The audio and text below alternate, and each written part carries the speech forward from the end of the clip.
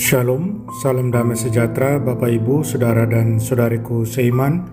Senang berjumpa kembali dengan Anda dalam permenungan harian Sabda Tuhan, Embun Sabda, Sabtu 18 Desember 2021. Semoga Anda dalam keadaan sehat walafiat, tetap semangat, tetap tersenyum, dan tetap berpengharapan pada Tuhan kita Yesus Kristus. Anda selalu dalam lindungan kasih Tuhan. Buat saudara dan saudariku yang sakit, dalam nama Tuhan Yesus saya berdoa Anda sembuh.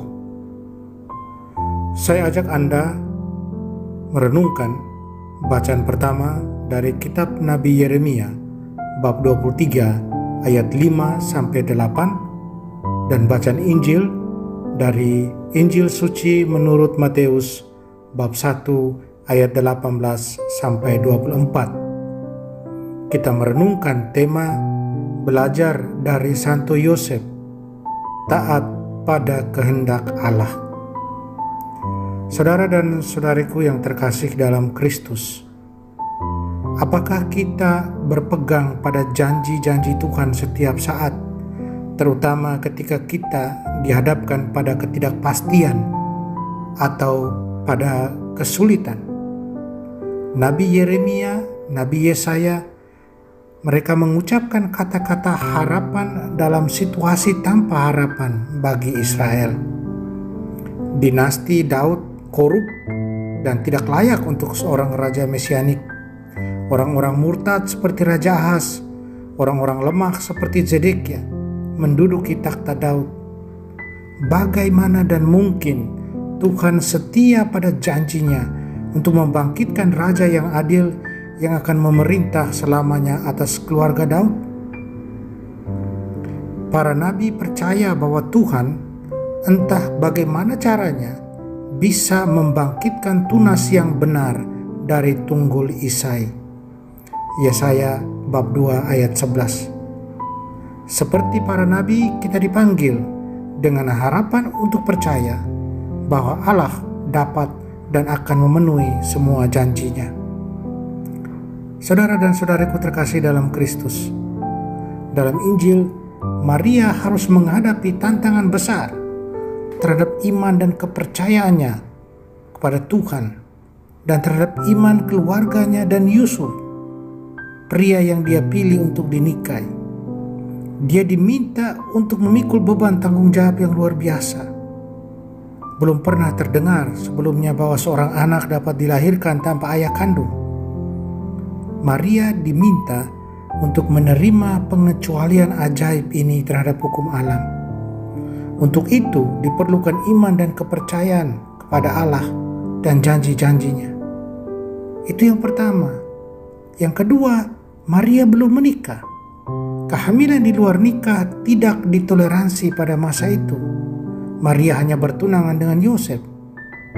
Dan pertunangan seperti itu biasanya harus berlangsung selama 1 tahun penuh. Di sini dia diminta untuk mengambil resiko besar. Dia bisa saja ditolak oleh Yosef, oleh keluarganya, oleh semua rakyatnya sendiri. Maria tahu bahwa Yosef dan keluarganya tidak akan mengerti tanpa wahyu dari Tuhan. Tetapi Maria tetap percaya pada janji-janji Tuhan. Saudara dan saudariku terkasih, Yosef atau Yusuf, seorang pria yang adil dan takut akan Tuhan, tidak ingin mempermalukan atau menghukum istrinya Maria ketika dia mengetahui bahwa Maria hamil. Itu yang kita dengar dari Injil. Yosef tidak diragukan lagi, dia membawa masalah yang mengganggu ini kepada Tuhan. Dalam doanya, dalam percakapannya dengan Tuhan, dia tidak tergesa-gesa menilai atau bereaksi dengan rasa sakit hati dan amarah. Tidak demikian. Dan untuk sikapnya ini, Tuhan mengganjarnya tidak hanya dengan bimbingan dan penghiburan, tetapi dengan jaminan ilahi bahwa dia memang memanggil Yosef untuk menjadi suami Maria dan mengemban misi yang membutuhkan iman, keyakinan, dan kepercayaan sepenuhnya, penyerahan sepenuhnya kepada Tuhan yang Maha Kuasa. Yosef percaya pada pesan ilahi untuk mengambil Maria sebagai istrinya dan menerima anak di dalam rahimnya sebagai Mesias yang dijanjikan. Saudara dan saudariku terkasih dalam Kristus, seperti Maria, Yosef juga adalah teladan iman bagi kita.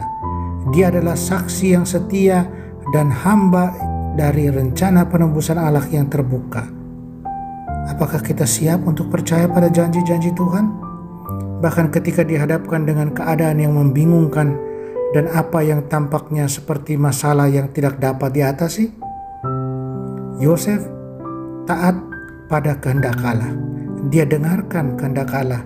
Dia dengarkan suara Allah. Ya, Tuhan tidak meninggalkan kita sendirian. Tuhan telah membawa kita putra tunggalnya, Tuhan dan Juru Selamat kita Yesus Kristus.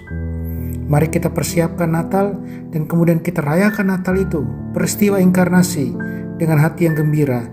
Dan marilah kita membarui iman dan harapan kita pada Tuhan dan dalam karya penebusannya. Amin.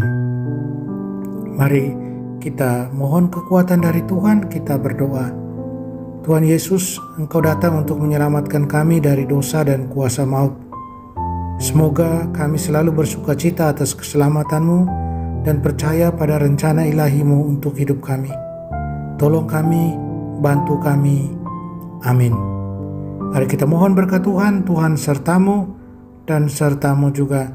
Kita sekalian, semua orang yang kita sayangi dan kasih, segala usaha, rencana dan kerja kita dilindungi, dibimbing dan diberkati Allah yang Maha Kuasa, Bapa dan Putra dan Roh Kudus. Amin.